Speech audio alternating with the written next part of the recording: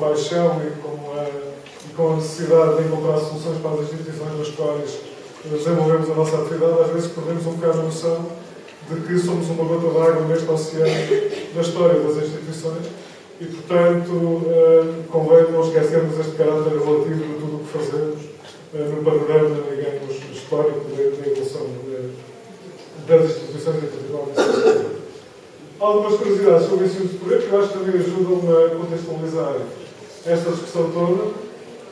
Valendo-me aqui de um estudo da Unesco publicado em 2009 e que mostra alguns indicadores curiosos relativamente ao número de estudantes que em todo o mundo frequentam instituições de ensino superior e a evolução desse número ao longo de uma janela de tempo, que neste gráfico eu tenho aqui é de 1970 a 2007, são os dados mais atualizados que eu consegui obter e que mostram que esta realidade é uma realidade que está a evoluir de uma forma, eu diria, quase exponencial.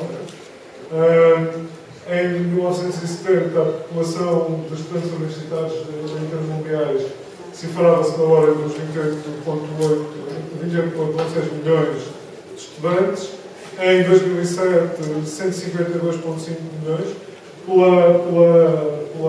andamento desta curva, eu imagino que em 2013 devemos andar num número que já seguramente ultrapassou os 250 milhões ou coisa do género.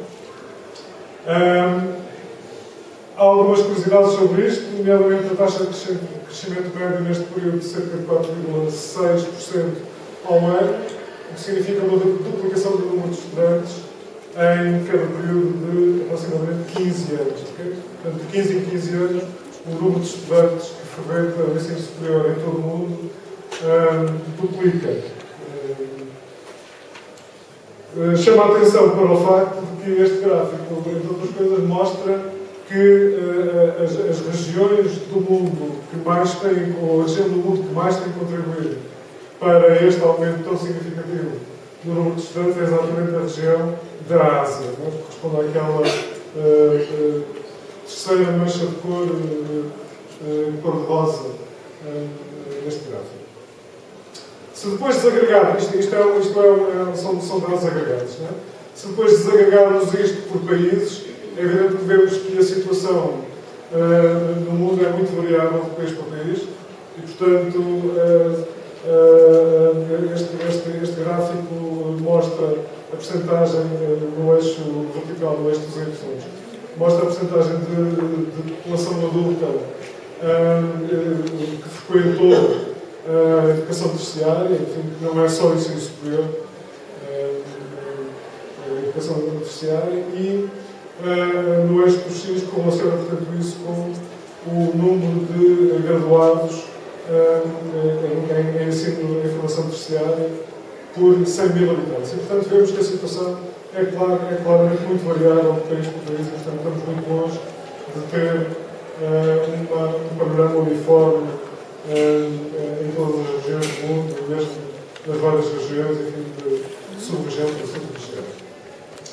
Outra curiosidade também que este relatório da Unesco mostra é o número de estudantes em mobilidade.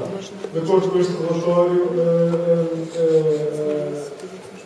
em 2007 deveriam estar envolvidos em programas de mobilidade a nível mundial cerca de 2.750.000 estudantes. E, portanto, estamos a falar de uma realidade que tem uma expressão, de facto, já bastante grande. Não sei quais são os números atuais, mas imagino que a tendência seja uma tendência claramente de crescimento. Em Portugal, a situação no que respeita ao número de alunos matriculados no ensino superior, de acordo com os dados disponíveis na Prodata, tem vindo a evoluir desta forma, portanto, um crescimento muito grande. Todos nós conhecemos relativamente bem esta realidade e temos a noção destes números. Mas, embora, digamos, este gráfico mostra, digamos, a evolução do número de alunos matriculados no ensino superior no sistema público e no sistema privado. No sistema público é aquela curva verde, no sistema privado a curva azul. Embora se distinga alguma diminuição do número de alunos matriculados no ensino público, desde aproximadamente meados da década de 90, o número total de alunos que frequentam o ensino superior em Portugal deve crescer e, portanto, atualmente deve andar muito próximo dos 400.000 estudantes, ok? Dos quais aproximadamente 320 à volta disso no ensino público. Isto é, como é que as pessoas, as organizações podem encontrar estratégias para lidar com os grandes volumes de informação que são diariamente confrontados.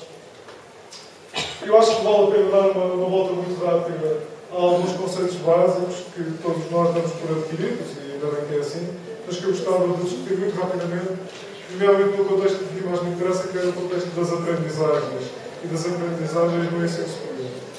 Então, se nós formos, por exemplo, relativamente ao conceito de informação, se formos ao glossário para a Sociedade da Informação da Associação Portuguesa, para o desenvolvimento da Sociedade da Informação, a PDSI, que é um glossário que está disponível online no site da Associação, a informação aparece definida como dados e factos que foram organizados e comunicados de forma coerente e com significado e a partir dos quais se podem tirar conclusões. Se formos um pouco mais rigorosos e olharmos para algumas propostas de alguns investigadores nacionais que se têm preocupado com algum rigor do ponto de vista da definição destes conceitos, em particular afirma o professor Manuel da Silva e a professora Fernanda Ribeiro da Universidade do Porto, eles definem a informação como sendo um conjunto estruturado de representações mentais ou emocionais codificadas através de signos e passíveis de representação de um suporte material. Okay? No contexto de aprendizagem, eu era capaz de, correndo o risco de algum excesso de simplificação, dizer que a informação é qualquer representação racional ou emocional ativada por um estímulo que os nossos sentidos sejam sensíveis. Okay? Eu acho que a questão da ligação da informação aos sentidos é algo para mim que faz sentido, na medida em que os sentidos são uma espécie de sensores que nós temos, são os nossos sensores com os quais nós comunicamos com a realidade, com os quais nós interagimos com a realidade e, portanto, é através dos sentidos que nós somos sensíveis a tudo aquilo que nos rodeia e é através dessa sensibilização que nós ativamos as nossas representações racionais e emocionais que, na realidade, representam informação sobre essa realidade que nos rodeia, independentemente do tipo de informação que estamos a falar. Outra expressão que me interessa, de alguma forma, discutir de uma forma muito breve aqui o respectivo significado, é o conceito de comunicação. Se nós formos à engenharia das comunicações, comunicação é qualquer processo de transferência de informação entre dois dispositivos através de sinais elétricos e ópticos.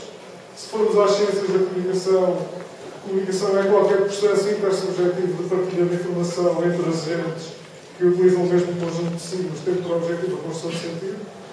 Ok? Eu gostaria de, aqui, mais uma vez, pedir desculpa por algum excesso de simplificação, dizer que no contexto que me interessa da informação, em contexto de aprendizagem no ensino superior, eu diria que comunicação é qualquer processo de contato com informação. Porquê é que eu estou com esta revisão muito breve destes conceitos básicos? Basicamente porque isto tem tudo a ver com questões de aprendizagem. A aprendizagem são processos de relativa complexidade que têm por objetivo o desenvolvimento de conhecimento e a aprendizagem é alguma coisa que é disputada pelo contacto com a informação, particularmente com o contacto com nova informação.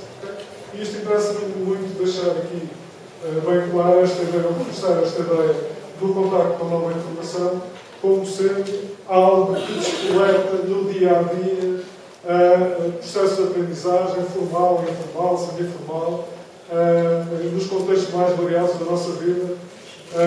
E, portanto, Qual é o objetivo com isto? É reforçar a ideia que me parece que é absolutamente central, esta ideia de que as bibliotecas de ensino superior, um dos papéis fundamentais que têm é exatamente ter um papel ativo na multiplicação das oportunidades dos seus utilizadores, professores, investigadores, estudantes, etc., poderem ter contato com a informação nova, que inclusivamente nem sequer é a informação que os próprios andem explícita e deliberadamente necessariamente ao okay? Portanto, esta ideia que me parece absolutamente central num modelo moderno de biblioteca de ensino superior é uma entidade, é uma organização que disponibiliza oportunidades dos membros de uma comunidade de ensino superior poderem, deixem-me usar esta expressão, tropeçar em informação que eventualmente lhes pode ser útil e que pode enriquecer e contribuir para os seus contextos de trabalho, muito em particular de aprendizagem. Portanto, esta informação pode chegar às pessoas da forma mais variada, através dos sentidos, de uma forma geral, como já vimos há pouco, mais concretamente através de objetos como livros, jornais, revistas, televisão, meios de comunicação social, rádio, web, naturalmente com contato com outras pessoas, e portanto a forma como nós tropeçamos na informação é cada vez mais diversificada e cada vez mais frequentemente inesperada. Okay? Mas tudo isso determina processos, podem ser inclusive microprocessos de aprendizagem que conduzem à construção do conhecimento, que pode inclusive ser reforço do conhecimento até já existente. Naturalmente, tudo isto se faz mobilizando capacidades que nós temos, nomeadamente capacidades de inteligência cognitiva, razão e emoção. O António Damasio tem trabalhado muito estas questões, memória, enfim, outro tipo de capacidades. Não vos vou estar a passar muito mais com isto. Ao longo das últimas décadas, em particular durante o século XX, muitos foram os contributos importantes de pensadores, pedagogos, sociólogos, etc., para estas questões da compreensão dos mecanismos da aprendizagem. Queria só aqui deixar muito rapidamente duas referências a Lev Vygotsky, que fundou, digamos, uma escola de pensamento de construtivismo social, que valoriza a questão da interação entre o indivíduo e o meio que o rodeia e, portanto, que naturalmente dá um valor particularmente relevante à questão da interação com o mundo exterior através dos sentidos e, portanto, o acesso e a familiarização com a informação desse modo. E também, mais recentemente, dois autores, Siemens e Dodds, que repensaram um pouco estas questões da aprendizagem em contexto da sociedade em rede e que, inclusive, propuseram, digamos, uma nova linha de pensamento conhecida como ativismo e que, onde é valorizado exatamente o papel das tecnologias da informação e comunicação, da internet, da web e dos mecanismos de comunicação distribuída resultantes dessa cada vez maior facilidade e diversidade e rapidez de conexão que nós temos entre pessoas, mas não só entre pessoas, também com fontes de informação muito variada e muito diversificada.